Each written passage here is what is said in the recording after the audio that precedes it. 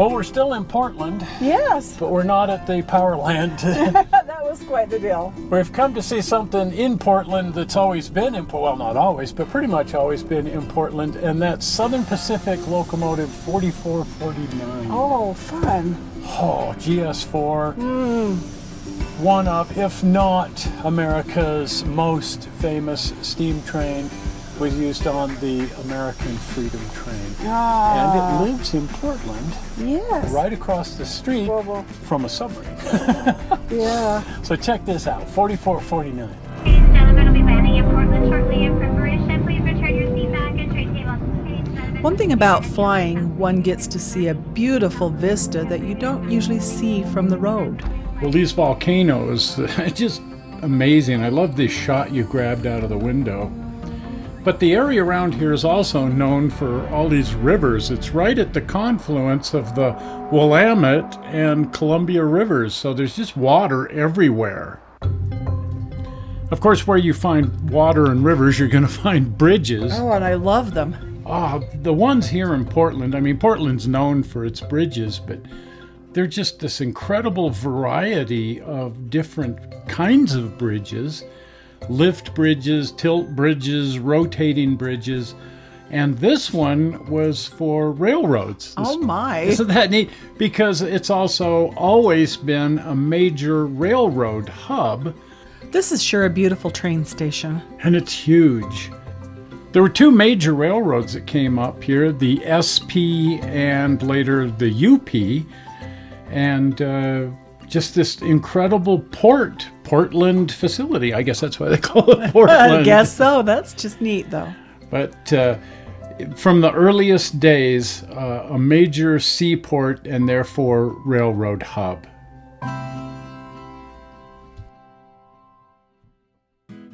On this map of various railroads that served the area, you can see that the bulk of these lines were right around Portland, between Portland and Salem for the most part. So the railroads, of course, feed the waterfront, which is right here along the Willamette River. This is the OMSI, the Oregon Museum of Science and Industry. Isn't it a fun place? Oh, no kidding. But recently, right across the street, they've added the Railroad Heritage Center, where they keep the steam locomotives. Oh, neat. Look at this. And not just any steam locomotives. These are some of the largest and most famous American steam locomotives, most notably 4449. Oh, so cool. It's the daylight. It's the daylight. Oh, I wanted to see this. The locomotive has such beautiful lines. I love that futuristic look that they had in those days. They were trying to streamline these, they said, because it would make them more efficient, but realistically they were trying to create an aesthetic. The locomotive became nationally famous during the bicentennial when it was used on the American Freedom Train. Did you get a chance to see that? I did not, but boy, I kept track of it and everything else right then because everything was red, white, and blue. Well, for years leading up to the bicentennial, they were proposing ideas. The government said, we'll fund ideas if you can come up with great things to do for the bicentennial. So the people here in Portland said, we want to restore 4449 and get it running again. It had been put on display in Oaks Park, and it was just sitting there deteriorating. And they said, let's get it running again and pull American artifacts all over the country. This is just beautiful and amazing. I wish I would have been able to have seen it. It sure made an impression on me. I'll tell imagine. You know, you didn't see these big engines traveling around. This was the first one to be restored and put back into service. Here it is in Salt Lake City. It was pulling a trainload of artifacts that they gathered from all over the place, I think principally from the Smithsonian. But they went to collections all over and created this giant rolling museum. And they actually restored 3 different steam locomotives to pull these trains around the country, 4449 being probably the most recognizable of the 3 and the most successful in a way. Here are the various cities that the train visited and the 3 locomotives. The cities listed in red are the ones that were visited by 4449.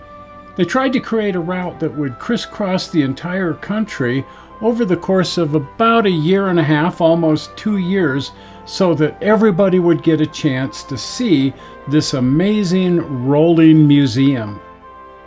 The final stop was Miami, Florida in December of 1976.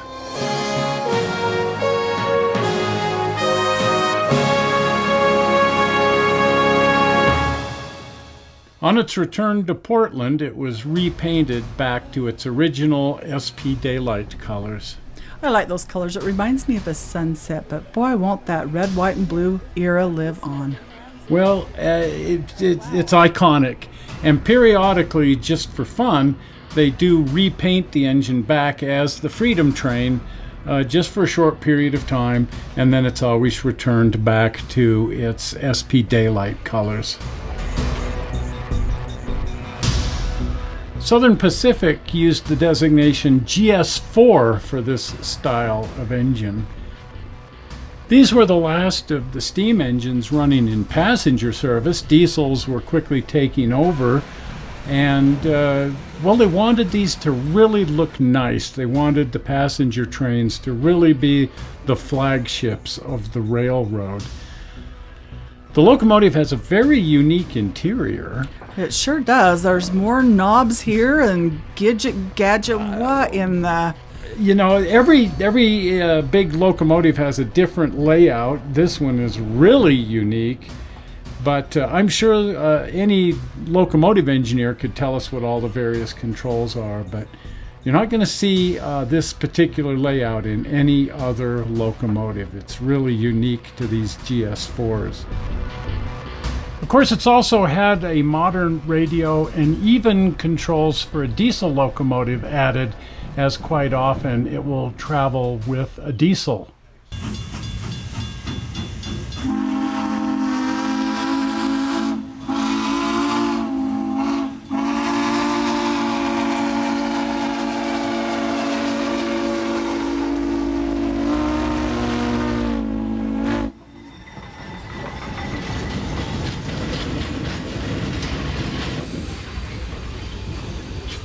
This is some footage I shot back in the 1990s, as I recall, in Northern California. I think this is at San Jose here.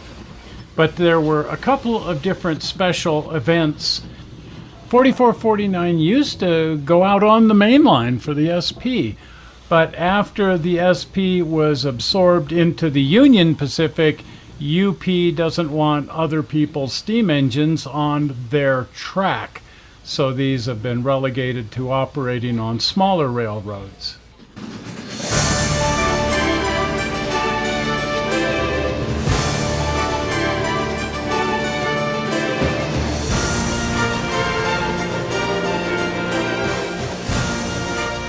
Here we see 4449 double heading with 2472, a newly restored engine at that time. After the American Freedom Train, lots of cities said, hey, let's restore the engine that's in the park and get that running. And so these locomotives started popping up all over the place. And there's more than one locomotive here. Yeah, these guys decided to restore more engines. They've actually got 3 here, 2 of which actually operate. And of course, a couple of steam locomotives aren't going to do you any good if you don't have something to pull with them. So they've actually got quite a fleet of passenger cars, several of which live here at the Railroad Heritage Center. But as they told us, most of them are scattered all over town and belong to private individuals who have them just for fun. This is their auxiliary water tender. Because there are no longer water tanks along the railroads, all these big engines require an auxiliary water tender. And some of the equipment around here isn't SP, as it belongs to private individuals. They paint it any way they want. Look, they have a nickel plate. It's a PA1 of all things. There are only 3 of these left in existence. They were created for passenger service back in the 50s. Didn't work out super well, but reasonably well. Anyway, only 3 of them are known to survive, and one of them has been acquired by one of the members here. This is his personal screwing around toy, and he's trying to get it running. They have all the machine tools to do all the work with. Yeah, you need that. They can't work on these without that. This is their huge engine. It's Spokane, Portland, and Seattle number 700, and it is a beast. It looks like they have it taken apart. Yeah, nothing really wrong with it, but all steam locomotives require a rebuild every 5 years or so, federal regulations. So it's just going through its required rebuild. Should be back up on the tracks here in a few months. I like to see these things when they're apart because I get a chance to look inside and see how it works. Yeah, you get to see how complicated just even the inside of the boiler is. Keeping any steam locomotive operating is a huge task, but keeping these monster steam engines running is, well, it's a Herculean feat. It looks like it's even bigger than 4449. You know it is? It's even bigger than 844. Oh my. Good heck. It's once the big boy is up and running, that'll be, of course, the largest operating steam locomotive in the world. But right now, this is in the top 5. Oh my, running a close second. Yeah, no kidding.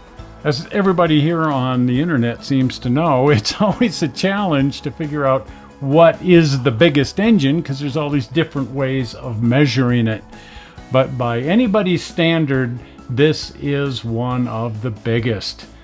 The tender is, of course, disconnected here. It's outside. It doesn't need any rebuilding. It's just fine. And so it's kind of stashed out here among the containers. This is their 3rd steam engine, Oregon Railroad and Navigation number 197.